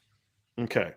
So let's just say hypothetically, just for argument's sake, that we put Notre Dame at 6, just so that we can look ahead to next week because you've said you think if Oklahoma State wins, they jump Notre Dame. I feel like they'll put Notre Dame 5 and Oklahoma State 6 this week. Right. If Oklahoma State wins, they jump Notre Dame. So this is why I want to say let's just work with the assumption that they leap them now, because whether they leap them now or leap them next week, it's going to be the same thing, right? That's fine. That's fine. So you've got Michigan 2, you've got Georgia 1, you've got Bama 3, Cincy 4, Oklahoma State 5, and Notre Dame 6. That's it. Okay. That's the only teams in consideration. Absolutely, because there would have to be Ole Miss would be 7, Baylor's 8. Even if Baylor beats Oklahoma State, they're not jumping in. Well, maybe 7. I mean, does Ohio State stay ahead of Ole Miss and Baylor? Yeah, Ohio State's got to fall in there someplace. Right. But I think the top 6. But the point is, they're all in. Unless there's chaos, the top 6 are what matter here. So to me, with Ohio State losing, I kind of feel like I kind of look at it, I feel like barring Georgia just getting murdered, they're in, right? Just getting destroyed, they're in. I agree. If Michigan beats Iowa, they're in. If Cincinnati wins, they're in. If Georgia wins, if Alabama wins, they're in. And so that's the reality. And Georgia's in. So that's your playoff right there. Oklahoma State's out, Notre Dame's out. Absolutely. Right? If it goes chalk, except for Alabama winning, that's your top 4. So the biggest thing for Notre Dame fans is go Bulldogs. 100%. Right? It's your Georgia fans, and because that opens the door. Right. Right. I mean, that bottom line. Now, how heavy do you need to be a Georgia fan is going to be determined Tuesday night. If Bama's 3, it's just win, baby. Yeah. Just win. Right. If Alabama's 2, run it up. You know what I mean? Like, leave no doubt, right? Remember the Titans, Herman, run it up, leave no doubt, I mean, that's what you're going to need. After that, here's what a lot of Notre Dame fans are looking at. I'm not convinced that they're going to put Notre Dame ahead of Cincinnati if Cincinnati loses to Houston. I would, but that's the biggest. The Bama and Cincinnati are the 2 biggest. I'm really curious where they are placed, even more so than Oklahoma State being ahead of Notre Dame. Cincinnati, because if Cincinnati's 3, I don't know if Notre Dame can go from 6 to ahead of them, even with a loss to an 11-1 Houston team. Now, if Cincinnati gets pounded, that's a different story, but I just don't see Houston pounding them. So my focus is now on there's 2 other games for me. So let's say Georgia beats Bama, they're in. Okay. Let's say Cincinnati loses a 1-point game to Houston, and let's work with the assumption that Cincinnati's in, okay, because they have the head-to-head over Notre Dame. Let's just work with that assumption. Basically, it comes down to there's 2 more games that you have to worry about. So Bama's out. So now it's 5 teams for 4 spots, right, Vince, if Georgia wins? So you're saying what you're saying is if Cincinnati is 4 this Tuesday – even with a loss, they move up to 3 or they stay at 4? No. What I'm saying is if they're 4, then I think Notre Dame can leap them. Oh, okay. Right? If they're 3 and Notre Dame is 6, then it's a little bit, you know what I mean? It's going to be a little bit tougher. So basically, as I'm looking at my list, Cincinnati's down 1. I mean, Notre Dame's down 1 more and Cincinnati's up 1 more. So they're further separated. Right. So you're saying a But jump is going even to be at more 4 and complicated. 6, Yeah. I don't know if a close Cincinnati loss is guaranteed to move Notre Dame ahead. So again, we're trying to think of the scenario where it's the most obvious Notre Dame is going to be in. Okay. Cincinnati at 12 and 1, Notre Dame 11 and 1. Cincinnati has the head-to-head. They've got the better win. It's hard for me because I just feel like the committee wants nothing to do with Cincinnati. Don't disagree, but what I'm trying to say is a committee that's been very hard to predict. Yeah. I'm going to go with, okay, so let's just work with the assumption that Cincinnati it either wins or still in over Notre Dame with a close loss. So then it comes down to Bama's out. So now it's Oklahoma State, Notre Dame, and Michigan, right? Those are the three still in contention. So for 4 spots. So essentially, you need one of those teams to lose. You need either Michigan to lose to Iowa or you need Oklahoma State to lose to Baylor. Mm-hmm. Assuming Georgia beats Bama. Because Bama, to me, Bama's out. I mean, look, Bama beat Arkansas by a touchdown, right? Wasn't it 42-35? They beat a 6-6 LSU team by 6 at home in a game they should have lost. You lost to you beat a 6-6 Auburn team in 4 overtimes. Bama's not playing well right now, and the committee said it last week. They're not dominating. They were kind of poo-pooing Bama a little bit, and this didn't help them at all. No, it didn't. So that's why I feel like, well, loss, they're out. So now Georgia's in, Cincinnati's in. You have 2 spots with 3 teams. Am I missing anybody? Oklahoma State, Michigan, and Notre Dame. Yeah. Right? So basically, if you're Notre Dame, you only need one of those 2 teams to lose. Right. So Agreed. I'm working with the assumption that Georgia wins and Cincinnati wins. I agree. Okay, so let's just I'm done thinking that Cincinnati's going to lose. Like they've been on the precipice so many times and they pull it out. And look, good they for were them. on the road to beat a decent ECU team this weekend by 3 touchdowns. It wasn't close. Like I watched that game and it wasn't. Yeah. I mean, yeah. So ECU threw some haymakers early and Cincinnati withstood it and kind of wore them out. I mean, it was a good win. And I don't think Houston's that good, to be honest with you. I've watched Houston 3-4 times now. I watched them against Texas Tech. I watched them against I didn't watch them this week against UConn. I watched them the week before. Who did they play the week before? It was like Memphis, I think. And I'm just because Memphis isn't that good this year. Yeah. So I just feel like it's you need Iowa to beat Michigan or you need Baylor to beat Oklahoma State. And of those 2, I think Baylor beating Oklahoma State's the most likely. More likely to happen. Because they're closer in talent. Right. I don't think Iowa's any good. They're closer in talent, and it's a rematch that Oklahoma State won the first time. And you know my stance on rematches, Vince. Those are hard to win rematches when the teams are close. Right? When Oklahoma beat TCU in a rematch and won both games, they were way better than TCU was. I think it was 16, 17, 18, somewhere around there, 17 maybe. They were just way better than TCU. So it wasn't a surprise. Yeah. So it's hard to win rematches. I mean, it's as simple as that. And as far as Gary Bohannon playing, I believe he played this weekend. Now, unless he got hurt again in this game, which I'm not aware that he did. I imagine he should be playing again. So he did not play against Texas Tech. Okay, I had read that he was cleared to play, but he did not play. So I'll have to look into that. But I don't know. I don't know the answer to that. So I'll look into that and we'll have more on that. For those that don't know, Gary Bohannon is the Baylor quarterback.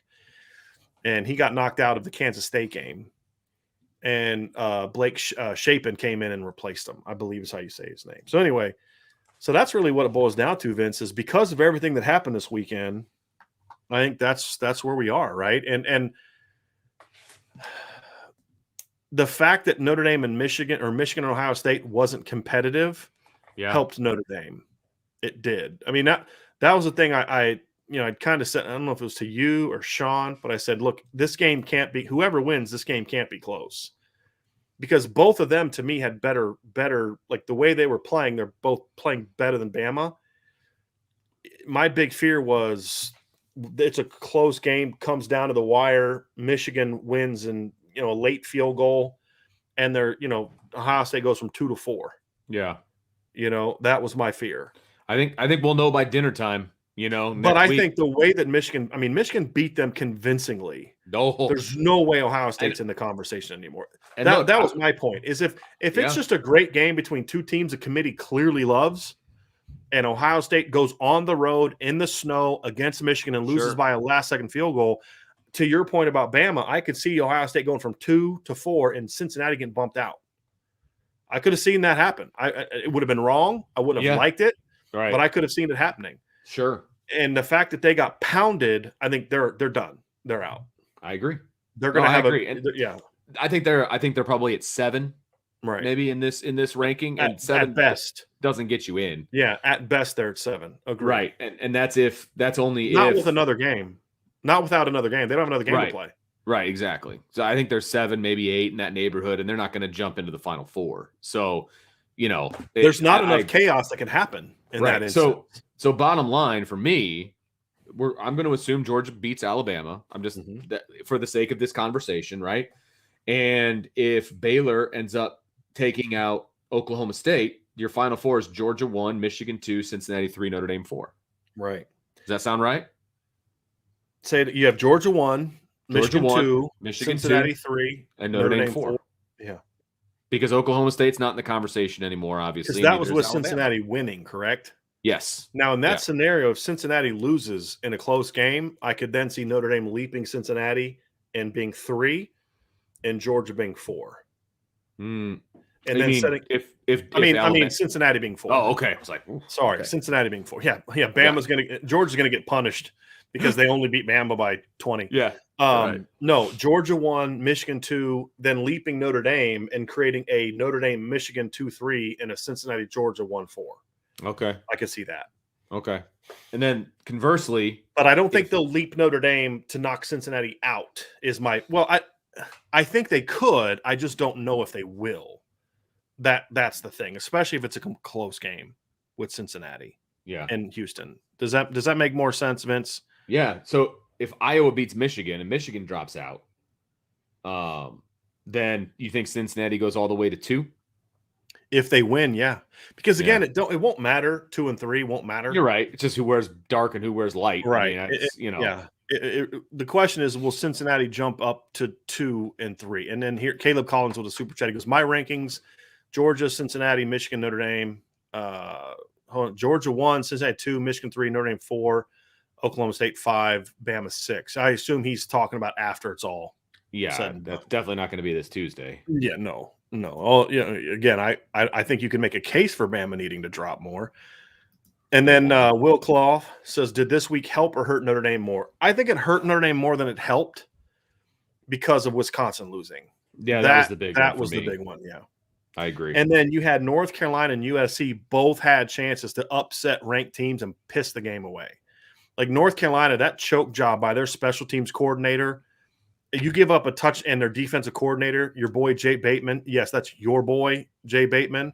Just because, you give up that long touchdown with like less than 2 minutes to go. How do you give up that bomb there? They got to score twice. That's coaching 101. That's the perfect time to play a prevent defense. When there's less than 2 minutes left and you're up 2 scores, they got to score twice. And you don't go that's the worst sin. Like that is a fireable offense, in my opinion. And then the special teams coordinator gives up an onside kick. I mean, you talk about a choke job. That's a choke job. And then USC has a chance to beat BYU and blows it. That would have helped Notre Dame's resume a ton. Sure. A ton. Because both of those teams would have probably fallen behind Wisconsin. And so Wisconsin wouldn't have fallen as hard as they're going to fall. They're still going to be ranked in the top 25. But they're not going to be in the top 20. So unless Purdue can jump in, and with Kentucky winning and blowing out Louisville to go 9-3, it's not a given that Purdue's going to jump in now, even though they blew out Indiana. Right. Because Kentucky on the road against Louisville is a better win than Purdue blowing out Indiana at home. Right. Kentucky's 9-3, Purdue's 8-4. So it's going to get real interesting. And then there's no other reason other than to pump up Notre Dame for Purdue to be in the top 25. So those are the interesting things, Vince, and those are the. So I think overall this weekend hurt Notre Dame more than it helped by a little bit. But I think the thing I'll say is Notre Dame handled its business. I will say that. I think Notre Dame handled its business. Now, here's one game that's not going to necessarily impact Notre Dame completely, but two games actually in the conference championships we're not talking about. One is San Diego State against Utah State. Now, San Diego State's 21. They may move up to 2019. Utah State beats them.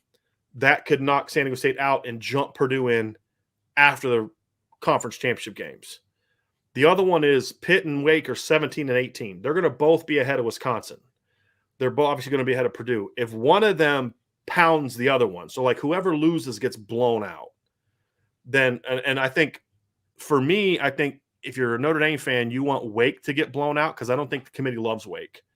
They like Pitt a lot more because Pitt has an SEC win. But if Pitt blows out Wake Forest, then I could see Wake Forest falling down behind Wisconsin, even though they're 10-2. The committee doesn't love them. They're 8.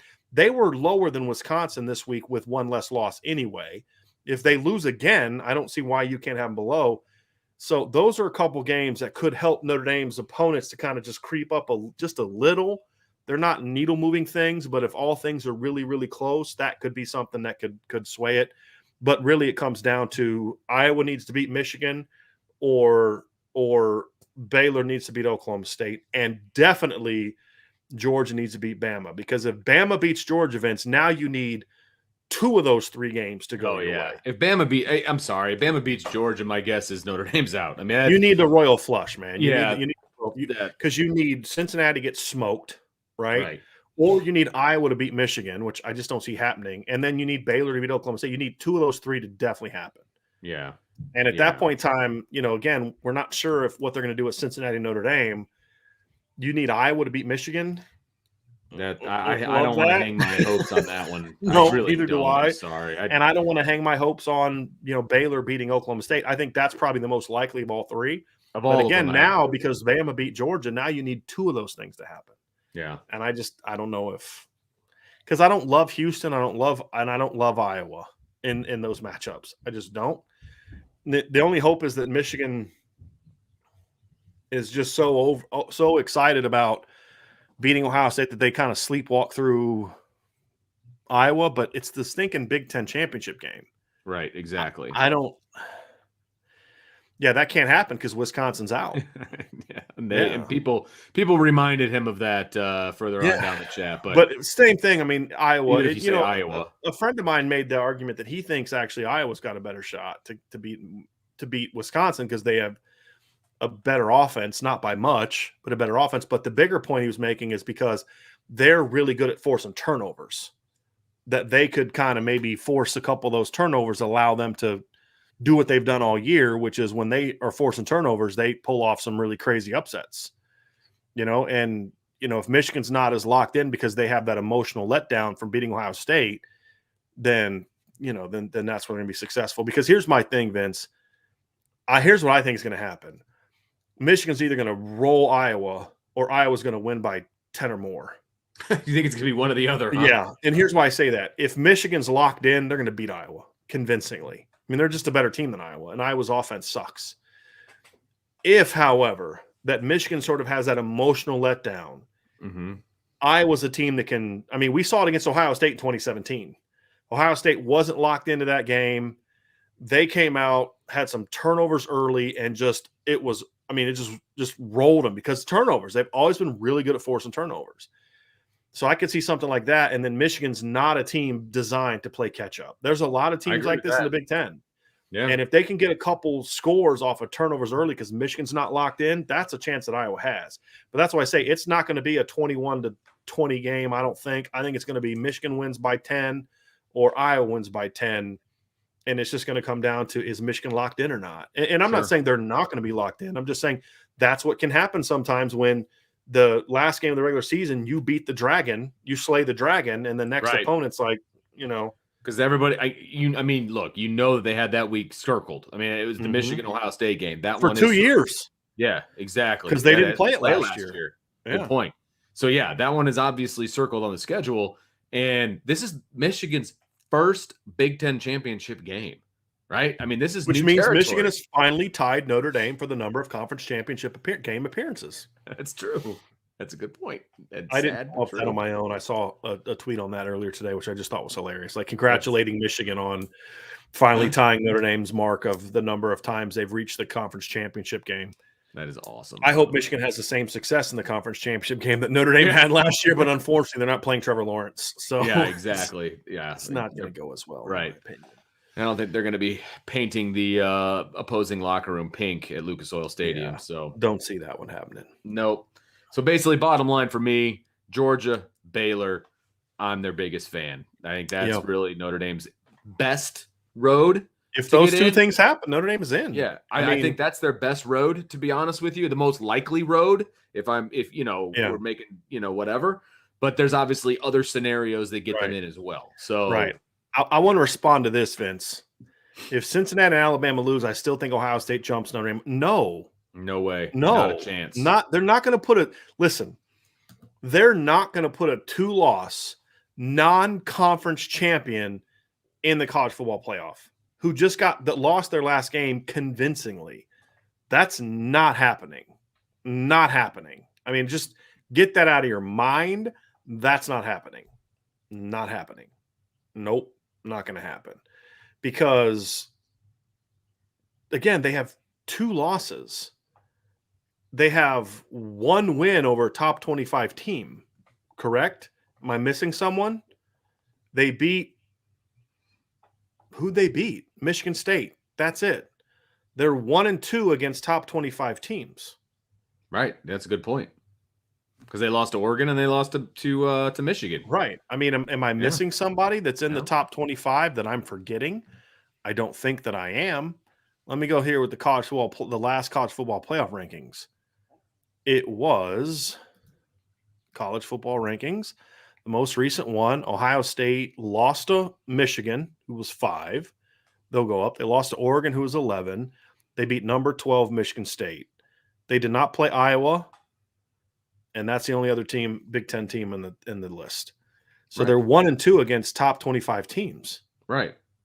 Penn State. So Penn if State you're just lost to Michigan State. They're not going to put Penn State in the top 25. Right. They have a better win than Notre Dame has, but they have 2 losses. Like 2 losses. Now here's what I think.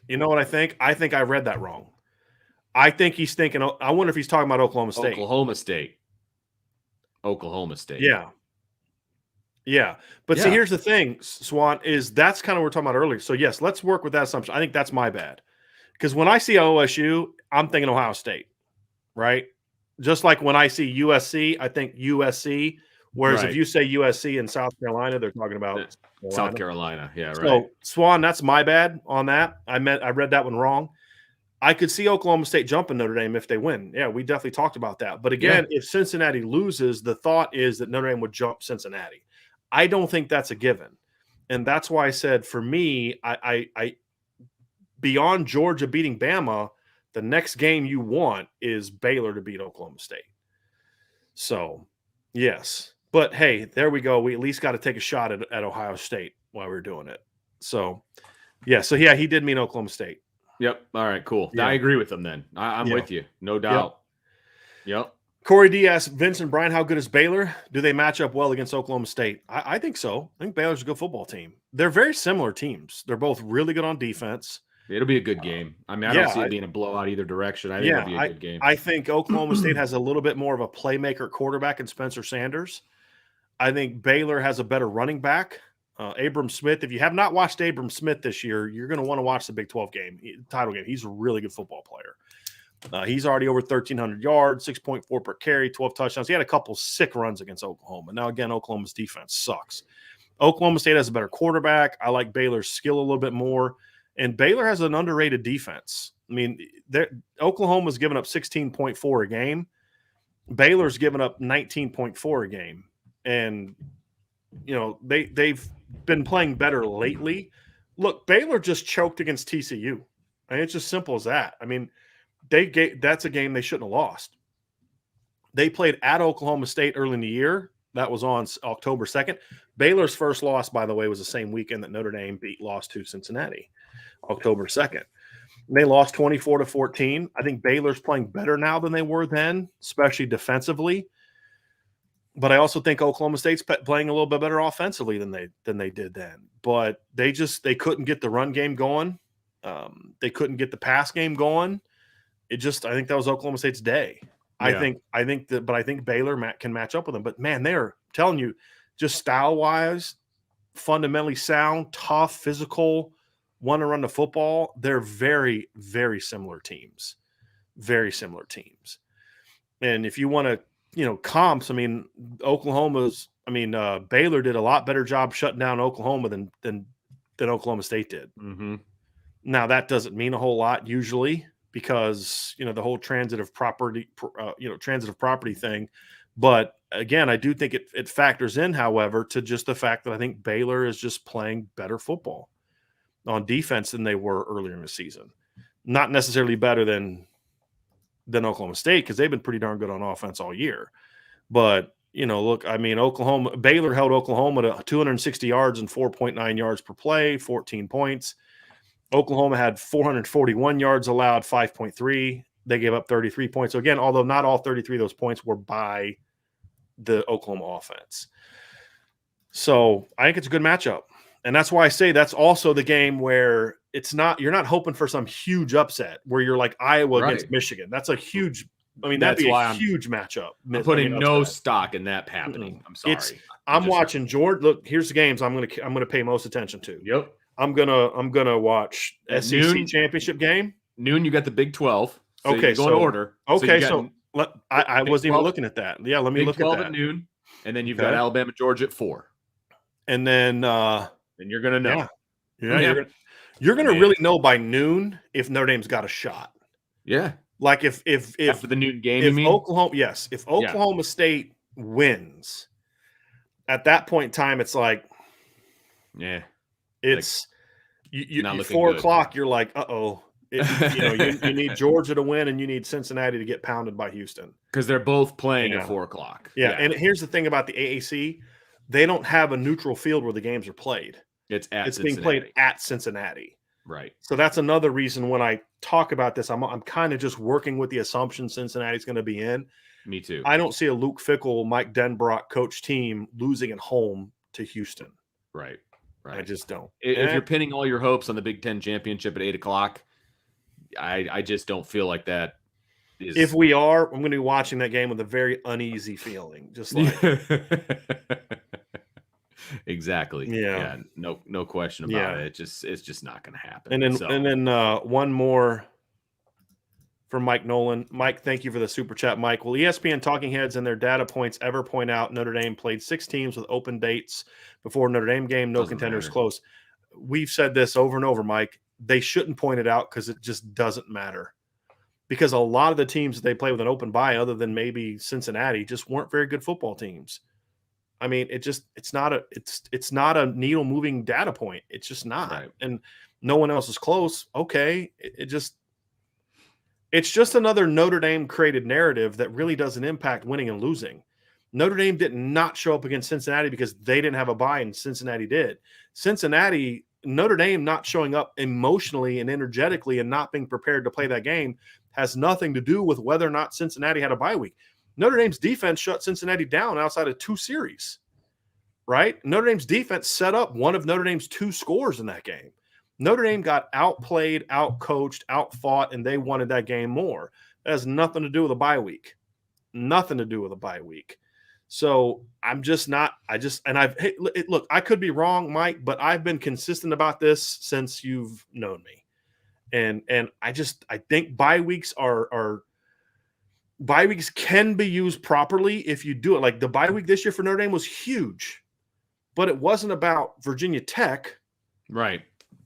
Or no, it was USC. It wasn't about USC because actually USC was probably one of the sloppier games Notre Dame played post, because they were making those changes. They didn't put a bunch of stuff in for USC. It allowed them to self-scout and take a big picture look at themselves. I don't know they'd have been able to do that pre-Cincinnati when Cincinnati had their bye. Cincinnati only played, 3 games by that point in time? They weren't going to be able to take advantage of the things that Notre Dame was able to take advantage of with their midseason bye. So that's why when it comes down to it, I'm not a person who cares much about the bye week. I don't know when that started becoming a thing, I don't know when people started doing it. Like, look, am I saying bye weeks are irrelevant? No, they're not irrelevant. Bye weeks are good. Bye weeks aren't going to cause a team like Notre Dame to lose to a team like Virginia Tech or North Carolina or USC or any of the other crap teams at Notre Dame. It's a way overplayed stat. Right. Wisconsin had a bye week before they played Notre Dame. How'd that turn out? Yeah. The stat that I want the talking heads to use is the 13th data point, but then also pointing out the FCS games. Right. Like if you're going to point out one, you got to point out the other. You know, that's what I would personally like to see because it'll never happen. So, you know, the buy thing doesn't do anything for me. It's the 13 data point thing for me. Yep. Just a couple others real quick. So Ray Salsa won. I had to think about how that name is pronounced. The irony of the season is Clemson probably has the defense to play with any team in the country right now. They held Georgia to 10 points. Clemson would just have to play average on offense. I don't agree with that. I mean, that was true when they lost to NC State. That was true when they lost to Pitt. And the reality is that they need to be played better than average on offense. They need to be good. I mean, look, in 2 of the last 4 games, they've given up at least 24 points to, you know, Wake's pretty decent. Louisville's not. Gave up 20 to Florida State. Their defense is playing well, but it's not an elite defense like it's been in the past. It's pretty good, but it's not an elite defense. And the reason they held Georgia to 10 points is, number one, Georgia's offense isn't that good. And it definitely wasn't in September, you know, like early in the season. And Georgia was missing, I think, 4 of their 5 top pass catchers in that game. They didn't have Pickens. They didn't have Kyrus Jackson. They didn't have Darnell Washington. Eric Gilbert had just quit the team. They were just starting to work Brock Bowers in because, remember, that was his first game. They were missing a ton in that game. That factored into it. So, and it got to the point in the second half where Georgia was just, don't screw it up. Don't make a mistake because they can't score on us. I mean, Georgia knew early that Clemson can't move the ball on us. Yep. So just don't. It was like, it reminded me so much of the 2013 Notre Dame USC game. Remember when Tommy got hurt and they put Andrew Hendricks in the game? It was like 14-10, and they were like, USC's not scoring on us. Don't do something stupid to give them a short field where they can score. Right.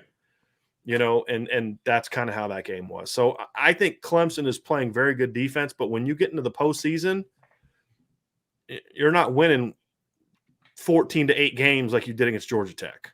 Yeah. You got to score closer to 30. That's just how I feel. So anyway, I think that's it, Vince. Yep. So we got all the super chats. Hey, I appreciate everybody being honest today. We had two really good shows today, I thought. 2 fun shows anyway. I don't know if they were any good, but they were certainly a lot of fun, which is, for me, always important. But I want to thank everybody for being a part of the show today and last night. I mean, y'all were with me until late in the night last night, almost 2 o'clock in the morning. You jumped on 2 shows today. Another late night. We're going to have another one tomorrow. We'll be with you at 12:30 tomorrow. We haven't quite figured out the order of what we're going to discuss. That's something Vince and I are going to talk about tonight. Yep, we're going to have some fun, though. But it's going to be a fun week. A lot of fun stuff on the docket for this week. We just got to figure out what's the order. So we're going to have shows Monday to Friday at our normal 12:30 time. We're going to have a Tuesday night show after the college football playoff rankings come out. So Make sure you're locked in with us. Hit the like button, hit the subscribe button, hit that notification bell, sign up for the Irish Breakdown message boards, and most importantly, be safe, have a great night, and we will talk to you again very, very soon.